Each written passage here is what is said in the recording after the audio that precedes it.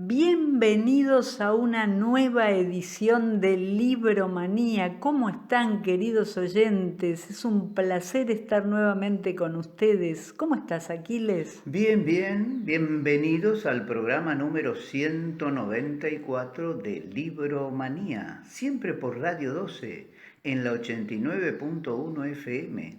Mensajes 3447 1540 8120. Facebook, Libromanía Colón. ¿Y por dónde más, Marta? www.radio12.com. También estamos en YouTube. En nuestro canal nos encuentran como Libromanía con Marta y Aquiles.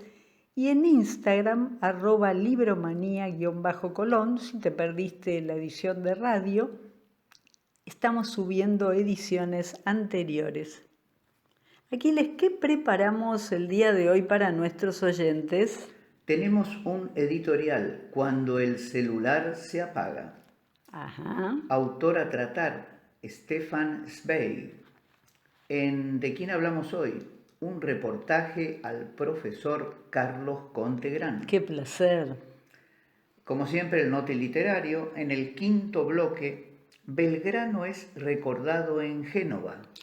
Claro, preguntarán, queridos oyentes, Belgrano a estas alturas del año, y bueno, no podíamos dejar pasar el año del bicentenario de don Manuel Belgrano sin acercarles un material que vale la pena que le presten atención. En Te regalo un poema, tenemos un poema de nuestra conductora acá, Marta Estela, Juego de Estrategia. ¿Y la música que elegiste para hoy, Marta? ¿Cómo no, Aquiles, queridos oyentes? Para musicalizar al gran Stefan Zweig, podría ser, nos parece adecuado, apropiado, nada menos que Louis Armstrong. Como decimos siempre, esperemos que sea del agrado de todos ustedes. Ojalá. Compartimos las efemérides un 2 de diciembre, pero allá por 1817, nació el poeta José Mármol, nada menos que quien fuera director de la Biblioteca Nacional. Un 2 de diciembre de 1871 nació el profesor Maximio Victoria, uno de los defensores de la escuela pública argentina. Creó escuelas en todo el país y dirigió la Escuela Normal de Paraná. Si dejamos avanzar el calendario y llegamos al día de nuestro próximo encuentro, el 6 de diciembre, es el Día Nacional del Gaucho. ¿Por qué? Porque ese día, en 1872, se produjo la publicación de la primera parte del Martín Fierro. Este programa lo hacemos con muchísimo cariño para todos ustedes, queridos oyentes, pero en cada programa nos gusta dedicárselo a algunas personitas en especial. Elegimos a dos profesiones que queremos mucho, tenemos muchos oyentes que se dedican a eso, los teatreros y los médicos. Muy bien. Les habíamos prometido cuando el celular se apaga. En la escalera que daba al sótano de la casa Garay,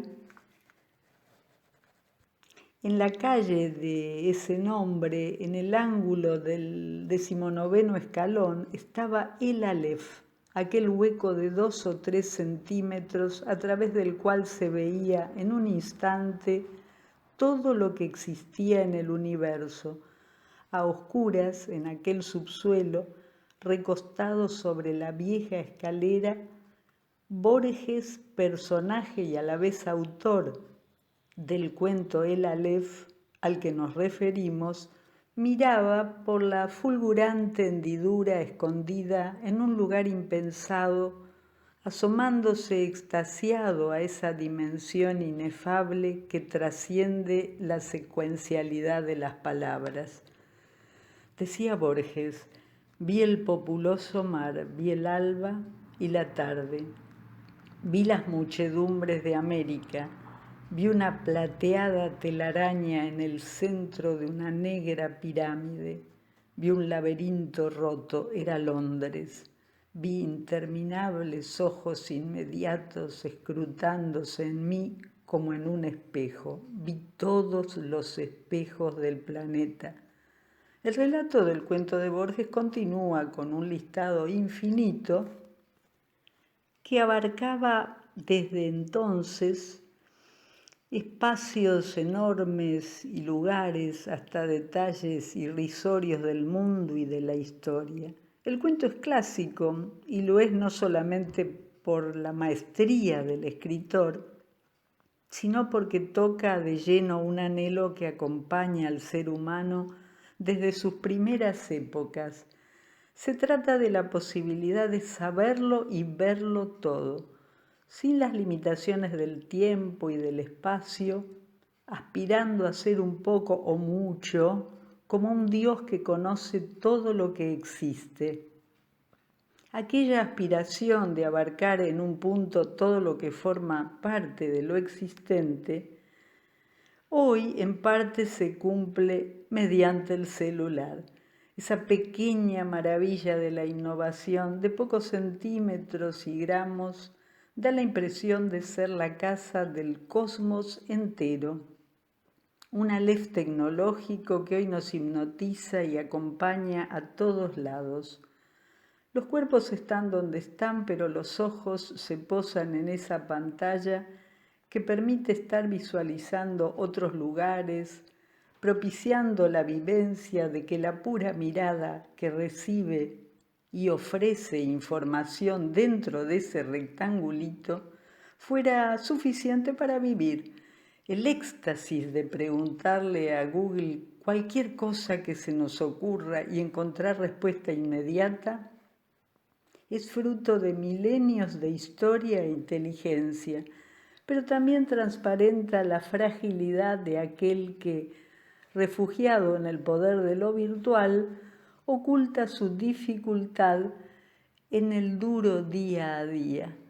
De hecho, los psicólogos se las están viendo con las dificultades de las nuevas generaciones, a las que les cuesta soportar las frustraciones de la espera y del acceso a ciertas experiencias que para desplegarse requieren más de sabiduría que de datos. Tras el metejón con esa vivencia omnipotente de verlo todo en un aparatito, se empieza a extrañar no saber tanto.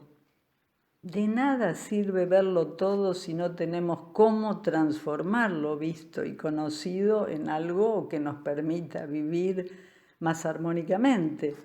Aquella casa de la calle Garay terminó siendo demolida, cuenta Borges en su texto.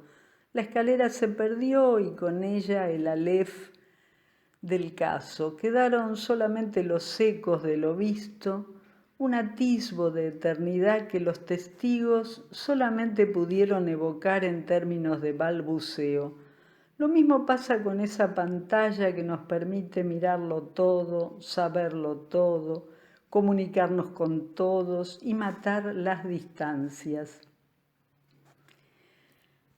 Nos abre a vislumbrar la grandeza de tantas cosas y a tomar contactos impensados con seres queridos y lejanos, pero vale recordar que somos lo que somos cuando el celular se apaga y tomamos contacto con nuestro alrededor y con nuestro interior. Es que para sentir alegría no hace falta saberlo todo ni conocerlo todo. Convivir bien lo propio en sana relación con los otros, la vida vale lo suyo. Por eso, paso a paso, con o sin pantallas, la vida se juega en el llano. Vale recordarlo para vivir mejor y más a medida de lo que somos, porque el peso del universo nos excede y más que darnos poder, nos abruma cuando nos confundimos y nos la creemos demasiado. Ahora en Libromanía, Obras Inmortales. Hoy hoy nos ocupamos de Stefan Zweig, disfrutó de un enorme éxito en la Europa de entreguerras, pero el ascenso de Hitler al poder lo convirtió en un autor prohibido y casi inexistente. En los países sometidos por el Tercer Reich, sus obras desaparecieron de las bibliotecas públicas y de las librerías. No expresaban opiniones políticas, pero su autor era judío y encarnaba el ideal de tolerancia de una Europa libre, amable y cosmopolita. Zweig abandonó su casa en Salzburgo, donde se habían alojado los escritores, músicos y artistas más notables de la época, refugiándose en Londres. Posteriormente huyó a América, preguntándose si alguna vez volvería a Europa. Su libro El mundo de ayer surgió en ese clima de precariedad y angustia, casi como un requiem por una civilización que se hundía en la barbarie del totalitarismo nazi. Separado de su biblioteca, su archivo y su querida colección de manuscritos autógrafos, el escritor vienés no pudo utilizar otra guía para escribir el libro que su memoria. Sus recuerdos, cuidadosamente enlazados por su estilo elegante, limpio y fluido, compondrían una obra maestra donde sintetizaría los valores de la Europa ilustrada, liberal y democrática. Desdichadamente, Zweig no recuperó de inmediato el reconocimiento perdido. La renovación de la novela, impulsada por Joyce, Proust, Faulkner, Thomas Mann y otros autores, chocaba frontalmente contra su literatura clásica, nítida, serena. Sus libros soportaron un inmerecido menosprecio durante varias décadas. Se alegaba que incurrían en el sentimentalismo y en la voluntad de agradar, ahorrando al lector los esfuerzos que exigían los creadores más innovadores. Demasiado educado, demasiado claro, Stefan Zweig pasó a ser un escritor anticuado, previsible. Sus libros, Carta de una desconocida, Momentos estelares de la humanidad, María Antonieta, revelaban una lectura atenta y apasionada, con infinidad de notas al margen. Su libro, La lucha contra el demonio, es un ensayo dedicado a Hölderlin, Kleist y Nietzsche. Con el tiempo, el escritor vienés renació de sus cenizas, gozando del fervor de un número creciente de lectores que ya no le consideraban sensiblero, previsible, sino profundo, preciso y sincero.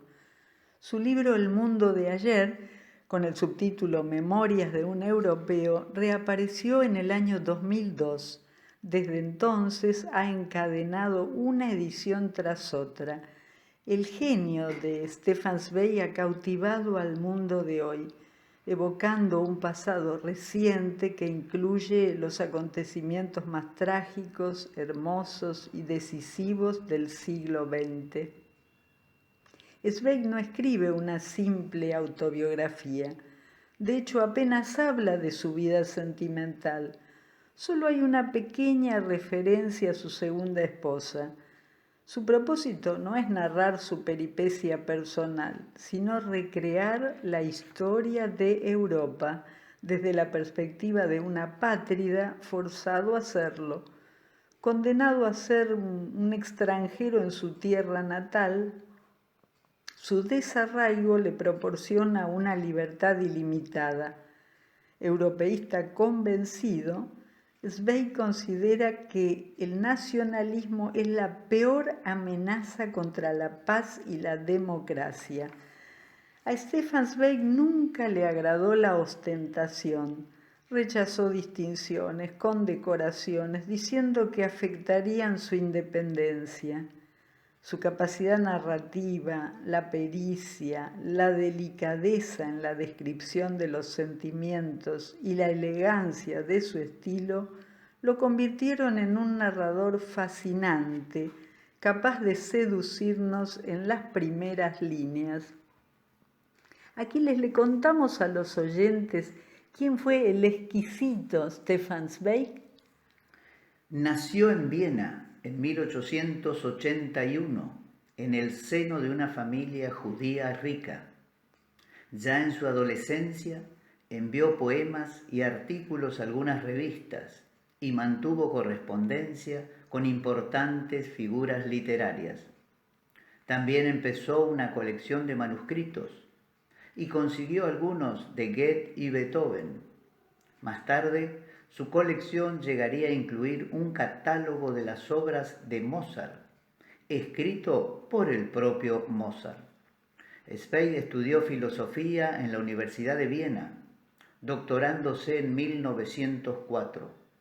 Durante sus años de estudiante, publicó su primer libro de poesía, así como varios artículos en el periódico más prestigioso de Viena, el Neue Freie Presse, cuyo editor era Theodor Herzl, figura principal del movimiento nacional judío.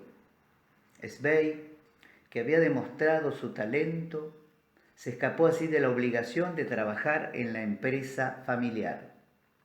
Se destacó también por sus firmes posiciones éticas en contra de la guerra, que lo llevaron durante la Primera Guerra Mundial a exiliarse en Suiza, donde se estableció como corresponsal.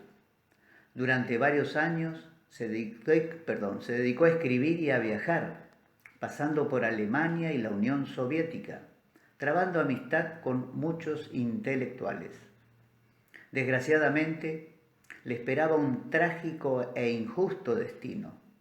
El 22 de febrero de 1942 se suicidó con su segunda esposa en Petrópolis, Brasil.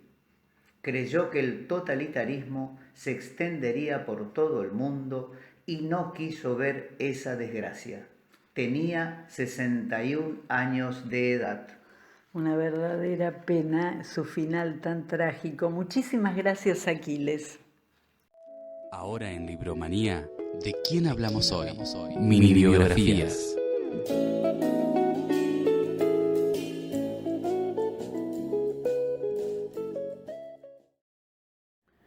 Está con nosotros el profesor Carlos Contegrán, autor de numerosos libros que tienen que ver con nuestra historia regional, por ejemplo, Los italianos en tierras de Urquiza, Historia de San José y Colón, en coautoría con Celia Bernas, un libro sobre la historia de la Escuela Normal República Oriental del Uruguay, por mencionar solo algunos. El profesor Carlos Contegrán está con nosotros, como les habíamos anticipado. Profesor, ¿cómo lo encuentra este año tan especial? Bueno, ante todo, buenos días, después de tanto tiempo, en este año, como usted dijo muy bien, tan especial, en realidad, en cuanto a salud, sobreviviendo y bien, pero en cuanto a proyectos, diría abatido por el sentido de que todo esto que nos cayó de pronto, nos cambió la vida en todos los órdenes, ¿no? Así que es, tal cual. Puedo contestarles eso, ¿no? Exactamente. Había dando vuelta un hermoso proyecto justamente en relación a los 200 años de Belgrano. ¿En qué quedó eso, profesor? Bueno, respecto a eso, el año pasado, a principio, con el debido tiempo, el doctor Ricardo Brioso, además de ser profesional de la salud, es una persona con muchas inquietudes intelectuales, muy preocupado por la situación, diríamos, de elevar un poco la intelectualidad de lo que estamos viviendo. Entonces, frente a eso, él elaboró un proyecto y me vino a pedir su acompañamiento, a lo que respondí que sí. Y era justamente con un año de anticipación y un poco más, me animaría a decir, él pensaba preparar, porque aclaro que todo el mérito es de él, yo solo acompañé. Ajá. Para la fecha cercana, no precisamente el 20 de junio, sino una fecha cercana al Bicentenario, recordar un hecho tan trascendente como fue, más que la muerte, la vida de Belgrano. Exactamente. Tan efímera, como decía él, que falleció a los 50 años y que hizo tanto. Y su proyecto era bastante abarcativo, porque no solo era traer a un integrante del Instituto Belgraniano y si se podía un descendiente del prócer mejor, que lo había logrado, ya estaba todo organizado para este mismo mes del año pasado, para este año, y él lo quería hacer extensivo a las escuelas, para lo cual también él se conectó con varias docentes, tarea que llevó adelante él, en eso yo no tuve intervención, y bueno, se vino el fin de año, todo preparado, listo como para solamente la fecha como disparador, y de pronto nos llega este visitante inesperado que y adiós planes. Y adiós planes, Y adiós así que planes. todo fue, los proyectos, como se dice comúnmente, cajoneados, no sé si vale el término. Sí, cómo no. Por supuesto. No quedamos, profesor, perdón, sin un homenaje a un hombre auténticamente grande de la historia argentina. No, Hubiera sin sido. duda. Yo pienso que es sin desmerecer a los demás próceres, creo que es el gran paradigma que tenemos. Exactamente. No Modelo, por ejemplo, en estos digno tiempos. de imitar. Digno de imitar. Y justamente uno de los objetivos que el doctor Brioso se había propuesto era no decir rescatar la figura, sino en estos tiempos de valores tan trastocados, recuperar la figura del prócer, sobre todo las nuevas generaciones, porque lamentablemente duele decirlo, pero por todas las vías ahora se ha puesto muy de moda algo que no lo digo yo, lo dicen muchos escritores, que es el relato. Exactamente. Entonces, frente a eso, Exactamente. profesional quería rescatar esos valores, ya no para tal vez la generación de uno, ni la de él, sino a los jóvenes. Exactamente. Porque es una gran verdad. Los jóvenes están necesitando eso, están ¿no? muy, con la brújula dada vuelta, porque no ven un horizonte de ningún tipo. A propósito de la figura de la brújula, que me parece exacta, careciendo de norte, nuestra juventud está careciendo absolutamente de norte. Y lo que más le preocupa, porque yo pese a mi edad, charlo mucho con los jóvenes de todas las edades, y veo que la problemática es una sola, que yo la sintetizaría en dos palabras. Nos está faltando orden y sistema. Ese es el mensaje de la nueva generación. Me parece perfecto. Así me dicen, con palabras más, palabras menos. Yo internalizo. Demandado por ellos mismos. Por ellos mismos. Deseosos de que les pongan límites. Deseosos de terminar con relatos. Estábamos últimos días ocupándonos del relato a todo nivel que están recibiendo los gurisitos nuestros de primaria y secundaria. Y cómo están malversando sus pobres cabecitas, ¿no? Sí. Es muy triste, muy triste. Encima que están privados, porque también uno que ha estado en la docencia, no es ningún descubrimiento lo que voy a decir, pero sin lugar a dudas, la enseñanza presencial, por más tecnología que haya, no se reemplaza con nada. Absolutamente. La presencia del docente en cualquier nivel es un alma mater sumamente necesario. Imprescindible. Porque ese feedback que permite el contacto con el docente inmediato, esa devolución, la cuestión vincular. Exacto. La escuela, los otros días escuchaba una especialista en educación de edad mediana, me dio la impresión que tenía cierta experiencia, porque esa es otra, ¿no? En lo teórico todos saben, pero, Exactamente. pero la experiencia, contra eso nada se puede. Decía algo muy cierto, que la escuela, pese a todas sus deficiencias, tiene un gran valor que es la sociabilización. Exacto. Que es lo que el chico, más allá del hogar, con toda la problemática actual, es como que la escuela le sirve de, vamos a decir la palabra, de contención, ¿no? Así es, exactamente, exactamente. Y eso, en la parte virtual, lamentablemente, puede brindar mucha información, pero no está la devolución de Falta poder esa preguntar, devolución. poder salir de la duda. Exactamente. Eso, lógicamente, lo hace la enseñanza Y ese perfil presencial. contenedor que tiene el docente, Sin que duda. además le permite al gurisito tener un modelo Sin bien duda, cercano sin duda, sin a duda. imitar. Aparte los chicos, lo sé por experiencia, en cualquiera de los niveles, yo lo que más he manejado es la primaria y la secundaria, también la universidad, pero en los dos primeros niveles, lo que el chico busca siempre, y es lógico, primero porque está en la infancia y después en la adolescencia, con esa desorientación propia de la edad, Correcto. están buscando ávidamente un referente. Exactamente, Buscan un referente, exactamente. un espejo en quien mirarse. Así es, absolutamente, Entonces, así es. eso hoy día, la tecnología, lamentablemente, por todo esto que estamos pasando, los priva de todo eso, ¿no? Yo pienso que han de estar sufriendo horrores. esos Horrores, chicos, ¿no? horrores. Me gustaría que repasáramos, profesor, algunos de sus libros, de su vasta confección de libros. ¿Le gustaría empezar por alguno en especial? Sí, como no, yo, si ustedes están de acuerdo, digo, tomaría los dos últimos que publiqué, que no son recientes, pero últimos al fin. Es en el año 2013. ¿El de la escuela? No, el de 2013 es sobre Quirós. Perfecto. Herminio Juan Quirós, al que le agregué algo que no me arrepiento de haberlo hecho, un ejemplo de vida. Justamente relacionando con esto que hablamos de los paradigmas Justísimo. y de los referentes. Perfecto. Porque para Colón es y creo que será nuestro gran referente. Las pruebas están a la vista.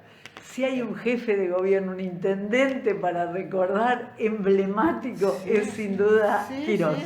Claro, sí, es decir, él en sus 10 años como diputado nacional y la vida le tronchó el casi año como gobernador, porque mucha gente cuando habla de Quirós, no por mi publicación, antes lo dijeron y lo siguen diciendo ahora, dice, ¿por qué todas las obras de Quirós fue como diputado y tampoco como gobernador?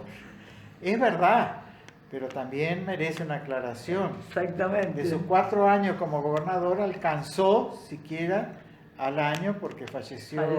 Entonces, es muy importante recordarlo eso. Volvemos otra vez a la palabra proyecto. Correctísimo. A él el destino le tronchó todos sus proyectos. Entonces, quedó todo lo otro que hizo en una década del 20 al 30, reelecto varias veces como legislador nacional para hacer todas sus obras. Y lo hice en el 2013 porque si bien la publicación hacía bastante, que la tenía preparada, porque la gente que a veces, las preguntas que me han hecho, que se le harán a otros escritores es, ¿y cuánto tiempo lleva a escribir un libro? Yo contesto, es algo atemporal, para Correcto. mí, no sé para los demás. Correcto. Por el hecho que la publicación de una obra, en el caso particular de investigación, lleva varias etapas, ¿no? La búsqueda de información, la búsqueda de documentación, la comparación, determinar la validez del documento. Entonces, a lo mejor, qué sé yo, uno publica en 6 meses, pero ese trabajo a lo mejor viene de 8, 10 años. Y tal de vez, preparación, exactamente. exagero, Sí. si uno pretende publicar algo medianamente serio. Correcto. Por eso, vuelvo a lo del año 2013, dije, bueno, cuando estaba lista la publicación, dije, es el año ideal, porque como Quirós nació en 1873, ese año se cumplía, creo si la memoria no me falla, puedo equivocarme, pero lo digo en el prólogo, pero creo que cumplía 140 años de su nacimiento. Entonces yo pensé, qué mejor homenaje, eso sí lo digo en el prólogo, hacer esta publicación donde no es que se habla de la biografía de Quirós ni de sus obras, porque yo estoy seguro que todo colonense nativo y también los por opción conocen perfectamente lo que este hombre hizo. Correcto. Hasta me animaría a decir, porque lo he experimentado personalmente, hay muchos colonenses por adopción que se interesan quizás mucho más a veces que los oriundos de la localidad, lo que es valioso. Yo lo que quería destacar en la obra era justamente la parte referencial de él como vida, ¿no? Entonces, nada que mejor que leer sus...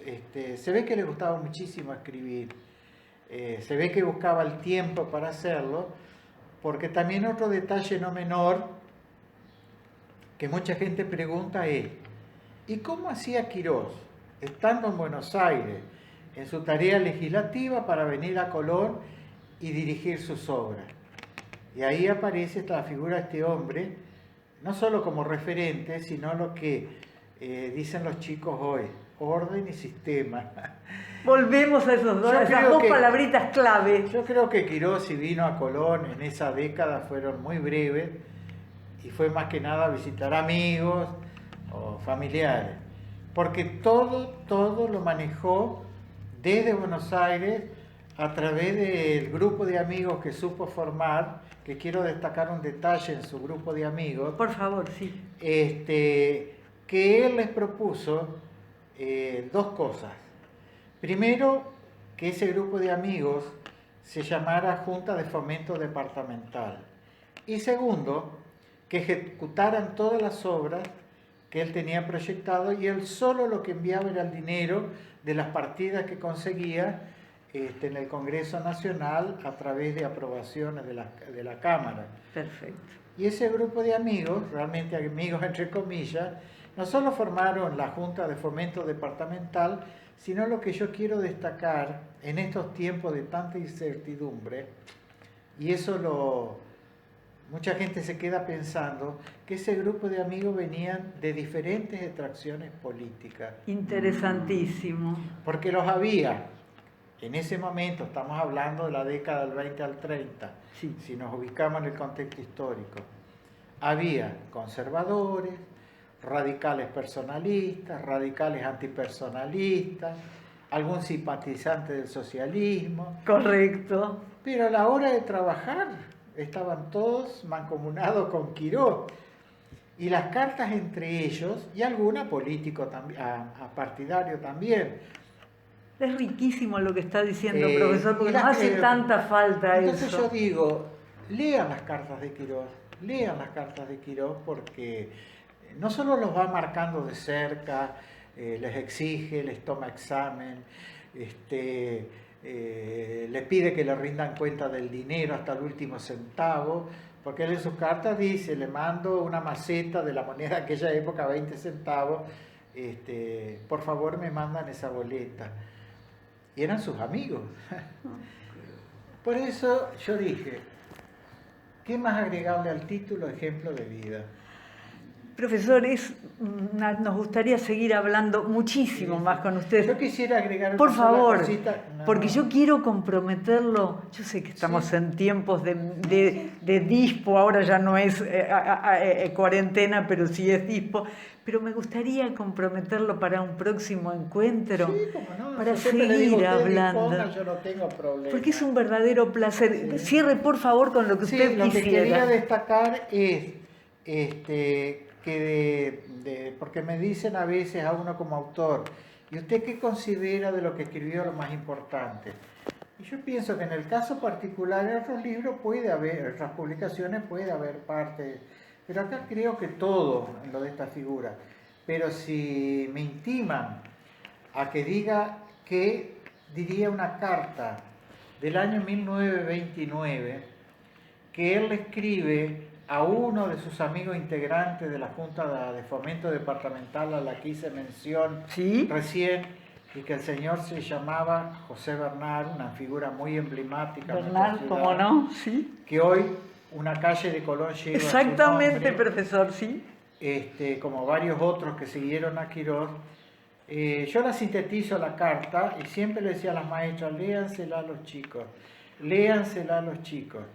Más o menos en esa carta, la carta es una respuesta de Quirós a la comunicación que el señor Bernal le informa que le están organizando en ese año 29, casi al final de su década de obra, que lo menos que el pueblo le podía hacer era un homenaje, para lo cual estaban recaudando fondos para dicho homenaje, que no sé en qué consistiría, y el señor Bernal le informa eso a Quirós.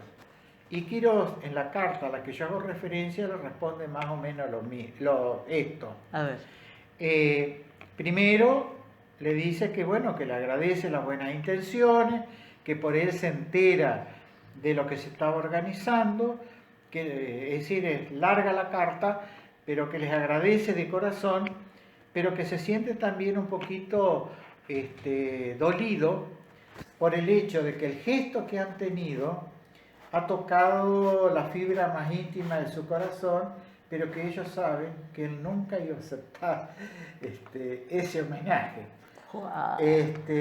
Y lo más valioso de esa carta es que le sigue agregando, y si ya recaudaron el dinero, por favor, vuélquenlo a obras del parque, y si en el parque no hay nada más para realizar, por favor, vuélquenlo en otras obras de progreso de Colón.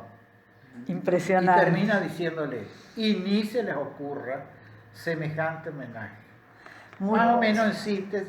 Entonces yo creo que esta carta es muy fuerte. Impresionante. Muchísimas gracias, profesor Contegrán. ¿Podremos contar con usted próximamente? No. Ha sido un verdadero placer. Si ustedes quieren, hablamos de la otra publicación que ustedes querían, que es sobre la historia del Colegio Nacional de Colón. Que exactamente. Mucha gente, a pesar de que vivió aquella época, ya casi no lo recuerda. Perfecto. Libromanía presenta El Notiliterario. Noticias culturales de los ámbitos local, provincial, nacional e internacional.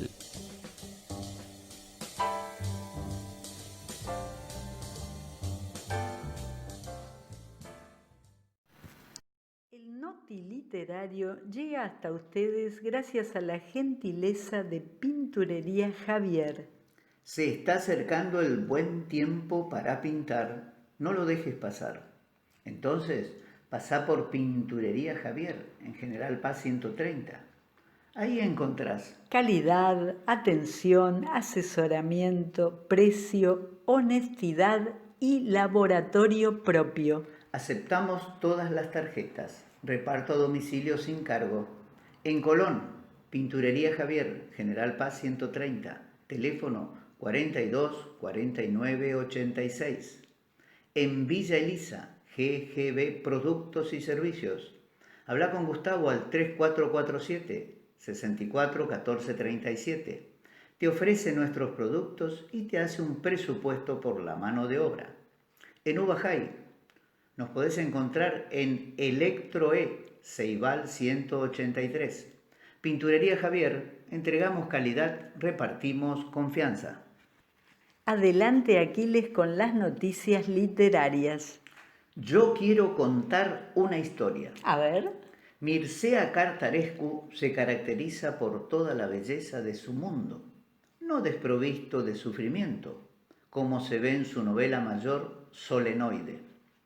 Este narrador rumano, que en la cuarentena volvió a la poesía, que había dejado hace 30 años, como quien regresa a su primer amor, confirmó el mito de lo fecundo que puede ser el confinamiento. Por ejemplo, Shakespeare escribió El Rey Lear o Mary Shelley, que escribió Frankenstein. Cartarescu tiene a Kafka por Dios y adora a Cortázar, por ese insuperable cuento fantástico que es Axolotl.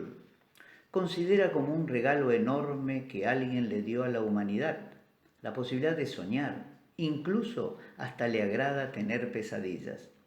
Llama a su madre la genia del sueño, una mujer que le ha contado cada mañana lo que la noche anterior pasaba en su mente. Siempre se trata de narrar historias. Es así tal cual, ¿eh? Psicoanálisis multifamiliar. A ver. A 10 años del fallecimiento de Jorge García Badaraco, se acaba de publicar un libro sobre la figura, el pensamiento y el legado de este reconocido médico y psicoanalista, nacido en Buenos Aires en 1923, creador del psicoanálisis multifamiliar, compilado por María Elisa Mitre, Norberto Mascaró y Claudia Tarduño. 10 años después, homenaje a Jorge García Badaraco, reúne más de 20 ensayos de terapeutas y profesionales del país y del extranjero, que abordan distintos aspectos de esta forma de terapia, que propone un enfoque vivencial del tratamiento de las enfermedades mentales. Se ocupan de la calidad humana de García Badaraco, sus ideas innovadoras de cura de la enfermedad mental, a través de la palabra y la escucha atenta, y que involucra a las familias de los pacientes. Su enfoque se desarrolló también en Italia, España, Francia, Portugal y Uruguay. Un verdadero innovador en salud mental, el doctor García Badaraco. Una vida de experiencias fuertes. De chica quería ser escritora y se la pasaba inventando cuentos que en su casa celebraban muchísimo. El periodismo no aparecía como opción, ni siquiera como fantasía. Leila Guerriero se topó con el oficio de periodista sin buscarlo y pronto llegó a convertirse en cronista y columnista de referencia, maestra de una nueva camada que la toma de modelo. Su firma dejó huella en Rolling Stone, Gato Pardo, Vanity Fair, entre otros. En 2010, su crónica, El rastro en los huesos, que relata el trabajo del equipo de antropología forense, ganó la 9ª edición del premio de la Fundación Nuevo Periodismo Iberoamericano. Y en 2019 se llevó el 14º premio de periodismo Manuel Vázquez Montalbán. Por más de 5 años, fue la única columnista latinoamericana en la última página del diario El País de España. Este conjunto de columnas sobre viajes y ciudades, familias y relaciones amorosas, lectura y escritura, fue la materia prima de su nuevo libro, Teoría de la Gravedad, que ya está en las librerías argentinas. Para delicia de todos los oyentes y lectores, ¿eh? Una genia, Leila Guerriero. El nombre artístico de Dylan no es por el poeta. ¿Ah, sí? A través de viejos documentos, Bob Dylan reveló la verdadera razón de su nombre artístico. Luego de décadas asumiendo que respondía a una suerte de homenaje al poeta Dylan Thomas, se conoció el motivo real de su elección: el miedo al antisemitismo. La revista Rolling Stone publicó una vieja carta que guardaba su amigo Tony Glover. Este interroga a Dylan sobre aspectos que otros periodistas no se animaban a indagar. Por ejemplo, le preguntó por qué se cambió el apellido Zimmerman por Dylan. Bueno, es que hay discriminación contra los judíos, le contestó, y agregó: quería ser libre para centrarme en aprender música y técnica. ¿Qué tal? Una noticia local. Por favor. Dirección de Cultura de Colón. Ganá una beca cultural en Colón y especializate por un año en tu disciplina artística. ¡Qué bueno! Cantás, bailás, actuás. ¿Cuál es tu arte? Exclusivo para estudiantes. www.institutobecario.gov.ar. Más info, Casa del Bicentenario de Colón, de 9 a 13 horas. Teléfonos 42 19 96 o 15 49 71 31. Buenísimo, muchas gracias, Aquiles. El Noti Literario es auspiciado por Pinturería Javier. En Colón, Pinturería Javier, General Paz 130, teléfono 42 49 86. En Villa Elisa, GGB Productos y Servicios. Habla al 3447 15 64 14 37. Te van a ofrecer nuestros productos y te van a presupuestar la mano de obra. En Ubajay, búscanos en Electro E, Ceibal 183. Pinturería Javier, entregamos calidad, repartimos confianza. Estás escuchando Libromanía, donde la literatura universal se hace presente.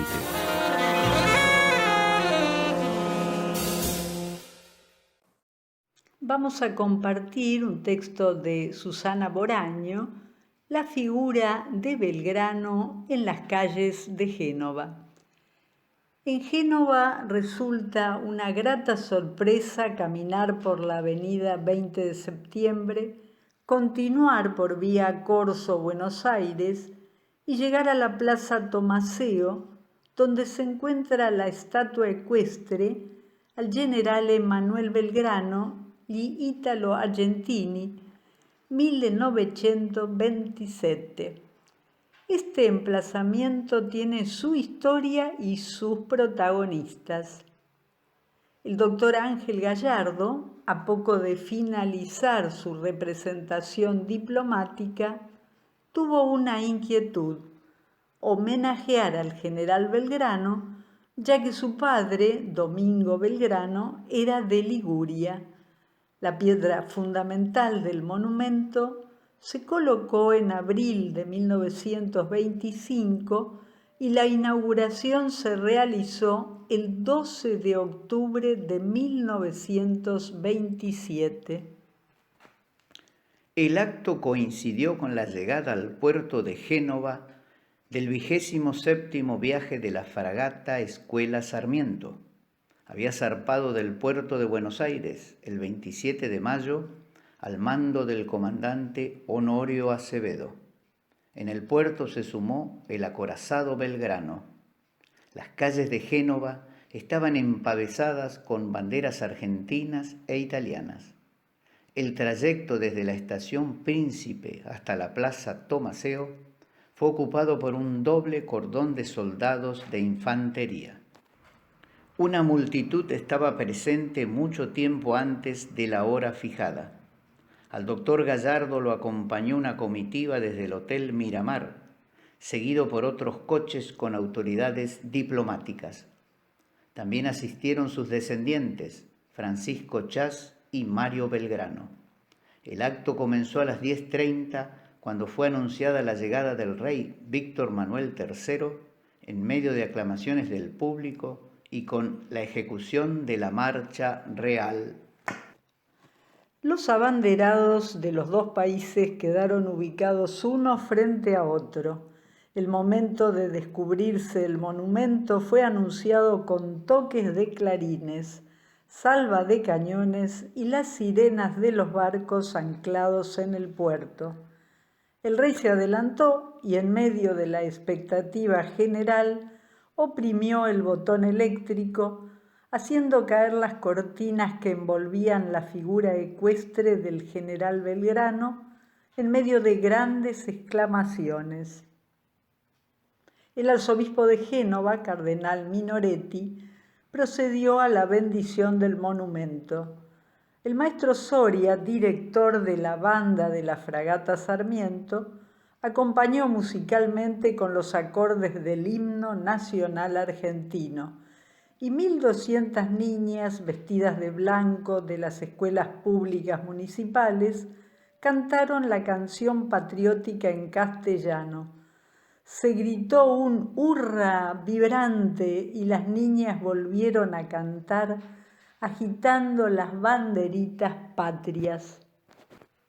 Los discursos recordaron la versatilidad del homenajeado, su trabajo abnegado puesto en su compromiso militar, político, economista, filósofo, abogado, educador, diplomático y soldado.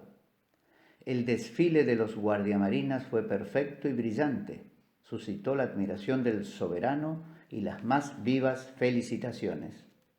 El bronce utilizado para moldear la figura del héroe y la bandera que levanta en su brazo derecho se hizo con un cañón español rescatado en la batalla de Salta. La obra fue realizada con el procedimiento a la cera perdida. El bronce del caballo es de calidad común.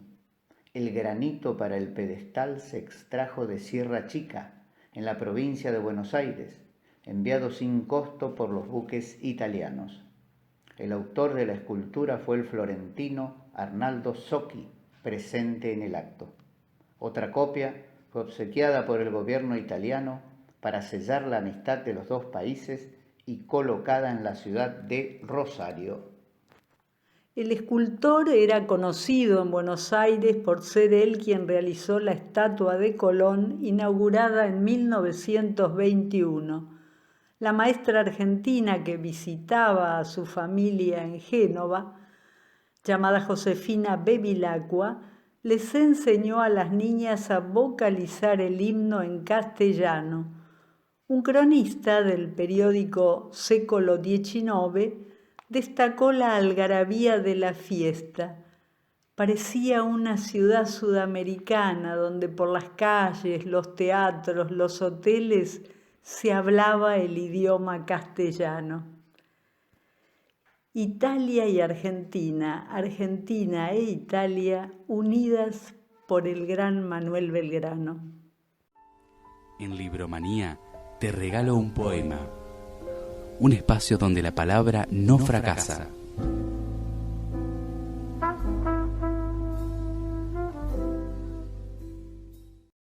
Estamos juntos. Estamos en Radio 12. Y estamos obsequiándoles, queridos oyentes, un poema, en esta ocasión de mi autoría, que se titula Juego de Estrategia y tiene un epígrafe de Jorge Luis Borges: Dios mueve al jugador y éste la pieza. Para ustedes, de mi autoría, Juego de Estrategia. De hablar y de jugar al ajedrez está hecha la humana sustancia, utópico jaque mate a la banalidad. Latir de siglos procurando acomodar los trebejos. La muerte siempre gana la partida.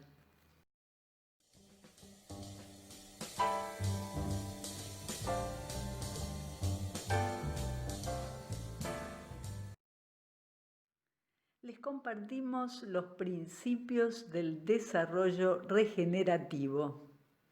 Reemplazar ego por eco. Coevolución del hombre con la naturaleza. Relación del hombre consigo mismo, con el otro y con la tierra. Pensamiento sistémico, todo está conectado. Sentido de pertenencia a un lugar, prestando atención a sus particularidades. Convertir sociedad en comunidad.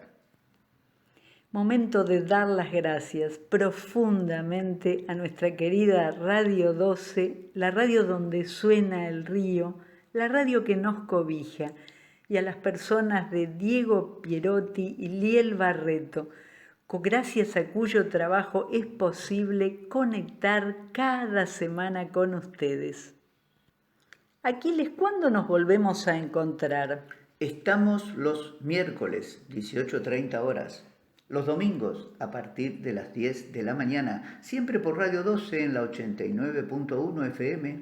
Mensajes 3447 1540 8120. Facebook, Libromanía Colón. ¿Y por dónde más, Marta? www.radio12.com. Recuerden que también estamos en YouTube, en nuestro canal, a través de Libromanía con Marta y Aquiles, y en Instagram, @libromanía_colón, donde estamos subiendo programas atrasados. Recuerden que es fundamental que cada uno de ustedes se cuide. Cada uno de nosotros debemos preservarnos para de tal modo preservar a toda nuestra comunidad. Siempre con autorresponsabilidad. Continúen prendidos en Radio 12 disfrutando su variada y excelente programación.